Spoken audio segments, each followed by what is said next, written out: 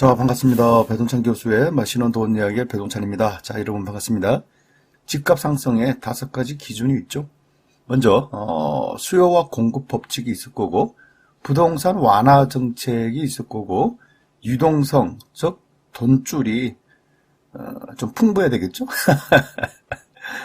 여기서 말한 돈줄이 풍부해야 된다는 거, 저금리가 되겠죠. 또한 정부가 돈을 풀 때 시중에 유동성이 많다. 따라서 부동산 가격이 상승한다라고 봐야 되겠죠. 네 번째로 본다면 미분양의 물량이 축소가 된다. 즉 미분양 물량이 감소가 된다라고 봐야 되겠죠. 다섯 번째로 본다면 매수 심리가 지금 안 사면 안 돼. 맞아요. 지금 사야 될 분위기. 보통 사람들도 지금 사야 돼. 왠지 안 사면 이제 벼락 거지가 될 것 같은 분위기. 그런 분위기가 조성이 된다면 부동산 가격은 상승할 수밖에 없다는 얘기입니다. 물론 이 5가지 조건 말고도 여러 가지 요인에 의해서 부동산 가격은 움직이겠죠. 하지만 부동산 가격은 이 5가지 요인에 의해서 좀 많이 움직인다라고 이렇게 표현을 할 수 있을 것 같아요.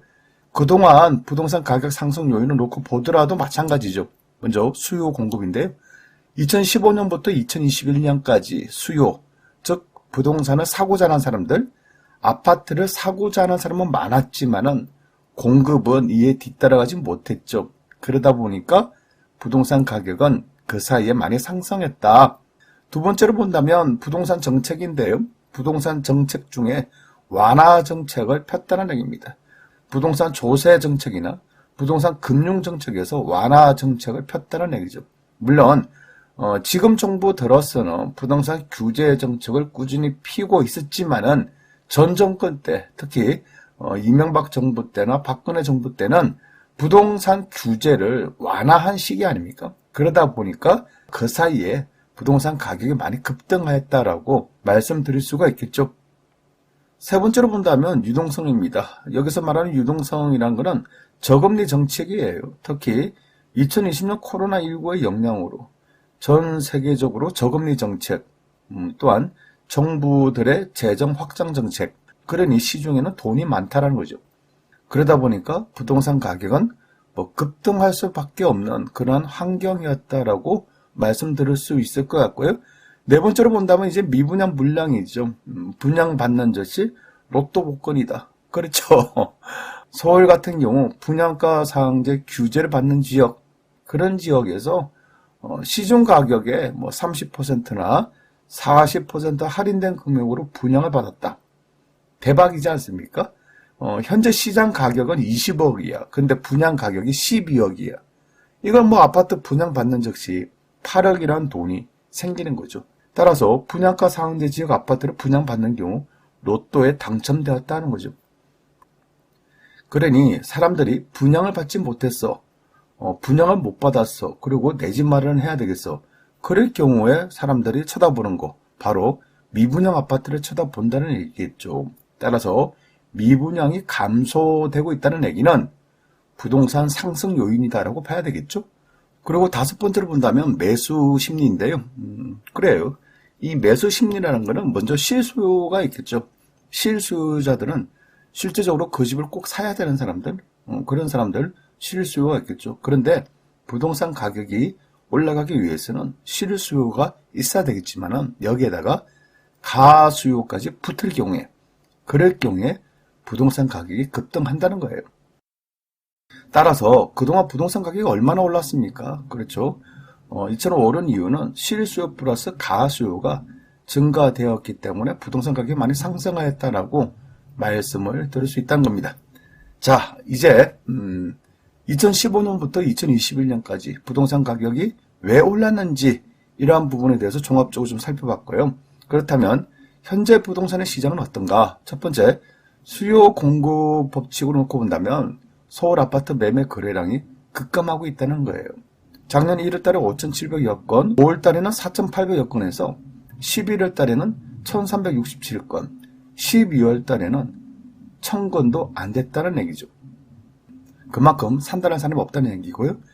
이 상태에서 주택 공급이 205만 호를 공급하겠다. 그러니 수요는 서서히 줄어드는데 공급을 이만큼 때려버리니 지금 부동산 시장 그렇게 재미없는 이유 뭐 당연하겠죠. 두 번째로 본다면요. 전 정부 때 부동산 규제 완화 정책을 폈고 현재 정부에서는 규제 강화 정책을 피고 있지 않습니까?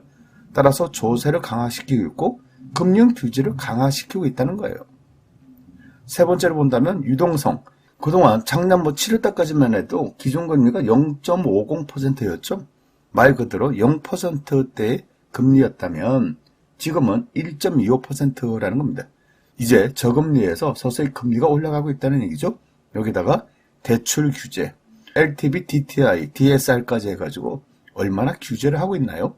그렇죠. 그러니 부동산 경기가 재미가 없다는 얘기입니다. 네 번째로 본다면 미분양 물량인데요. 현재 미분양 물량이 대략적으로 14,000여 세대가 되는데요. 이제 서서히 미분양 물량이 이처럼 증가되고 있다는 거예요. 따라서 언론에서는 지방 아파트 무더기 미분양이 되기 시작했고 수도권으로 확산될 수도 있다라는 이러한 기사들이 현재 쏟아지고 있다는 겁니다. 즉 그동안 아파트 가격이 상승한 원인으로 본다면 미분양 물량이 감소했다면 이제는 미분양 물량이 증가하고 있다는 겁니다. 다섯 번째, 매수 심리를 한번 살펴볼까요? 국토연구원의 자료에 의하면요. 부동산 시장 소비 심리 지수는 전국적으로 111.6에서 104.3으로 무려 7.3%가 하락됐다는 얘기입니다. 지금 화면을 보시면 주로 하늘색 계통이죠. 이럴 경우에는 이제 보합이라는 겁니다. 보합. 수도권을 한번 놓고 볼까요? 수도권을 놓고 보더라도 그렇죠. 파란색도 있지만은 회색 계통도 이제 서서히 눈에 띄고 있다는 얘기입니다. 어떻게 보면 그만큼 수도권의 소비 심리 지수 또한 하락하고 있다는 건데요. 7.8%가 하락한 것으로 나타난다는 겁니다. 이러한 부동산 시장 소비 심리 지수의 핵심은 이거죠. 부동산 매수할 사람들의 심리, 그 중에서 특히 가수의 축소가 급격히 이루어지고 있다는 겁니다. 결국 부동산 시장에서 가수의 축소는요. 현재 부동산 시장에서 이젠 먹을 것이 없다. 그래요. 먹을 게 없어. 그리고 이익 남기기가 이제는 쉽지 않다는 겁니다.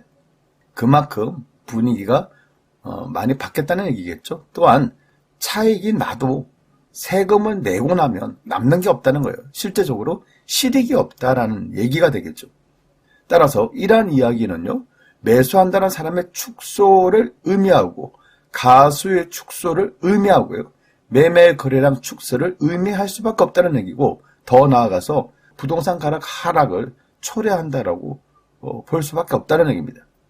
그렇죠. 그런 거 보면 참 부동산 쉬운 것 같으면서도 어려운 것 같아요. 또한 부동산 어려운 것 같으면서도 쉬운 것 같아요. 아무튼요. 날도 춥고 부동산도 춥고 코로나19의 영향으로 여러 가지 경제 사정도 좋지 않은 상황이죠. 그렇죠. 이런 시기에도 여러분 힘내시기를 바랍니다. 이상까지 배종찬 교수의 맛있는 도움 이야기였습니다. 감사합니다.